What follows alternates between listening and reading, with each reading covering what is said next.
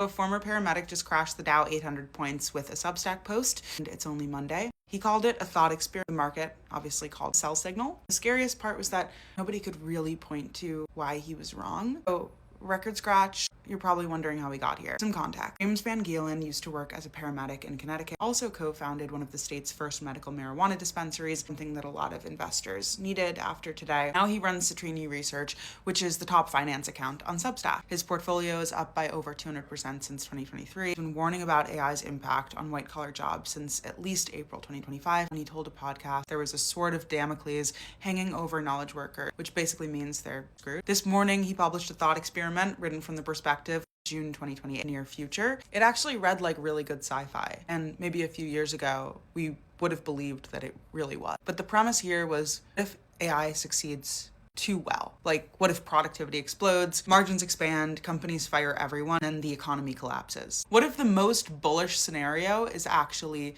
extremely bearish? Because machines don't buy iPhones, and when people no longer have jobs, people no longer get paid, and then there's no consumer for the economy to actually rest on. And every single assumption that undergirds our modern economy is turned upside down. He calls this a result of the ghost GDP, output that shows up on paper, so corporate profits, productivity gain. It actually never circulates through real people because the people got fired. Here's where it gets specific and hits Wall Street. The report names names: DoorDash, MasterCard, Visa, ServiceNow. His argument is that AI agents don't have a home screen, don't feel lazy, they don't default to, oh, I always order from here. Agents simply checks DoorDash, Uber Eats, restaurant's own site, and quote, 20 vibe-coded alternatives that exist presumably in 2028, find the lowest fee every time. And loyalty is now gone. Companies that exist, business model he calls habitual intermediation. It's like DoorDash that insert themselves between the buyer and the seller and earn fees, not because they provide some irreplaceable value, because customers use it out of habit, convenience, or inertia. It gets worse. AI agents start routing payments through stablecoins on Solana and Ethereum. They're bypassing the 2 to 3% interchange fees that fund Visa and MasterCard entirely. So in this scenario, MasterCard's 2027 earnings call reports that agent-led price optimization and pressure in discretionary category causes the stock to crater, and it spreads to India. India's IT services sector exports $200 billion a year. The entire model was built on the premise that Indian developers cost a fraction of American ones. But when AI coding agents cost essentially nothing, then that arbitrage just disappears. In his scenario, TCS, Infosys, Wipro, contract cancellations accelerate. These are all IT services and consulting companies. The rupee falls 18% in 4 months, and by Q1 2028, the IMF is in preliminary discussions with new. The report is explicit. This is a scenario, not a prediction, but Wall Street didn't care. It heard, here's a scenario that actually seems pretty viable, and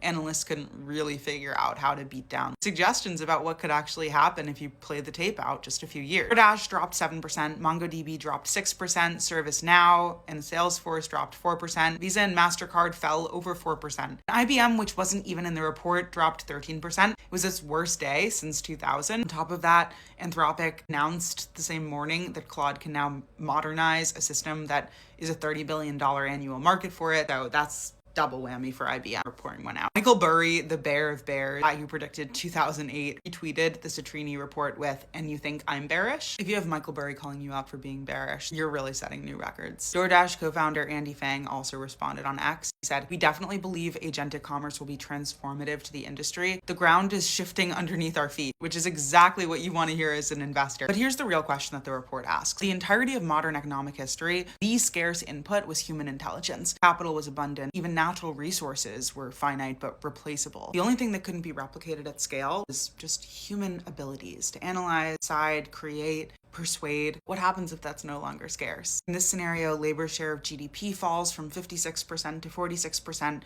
in the sharpest decline in modern history. The government can no longer fund itself because it taxes human time, and there's less human time to tax. And 13 trillion in consumer debt is underwritten against income assumptions that just stop making sense. Authors are careful. They do say we are certain some of these scenarios won't materialize, but the thing is, everyone's asking, which ones don't materialize?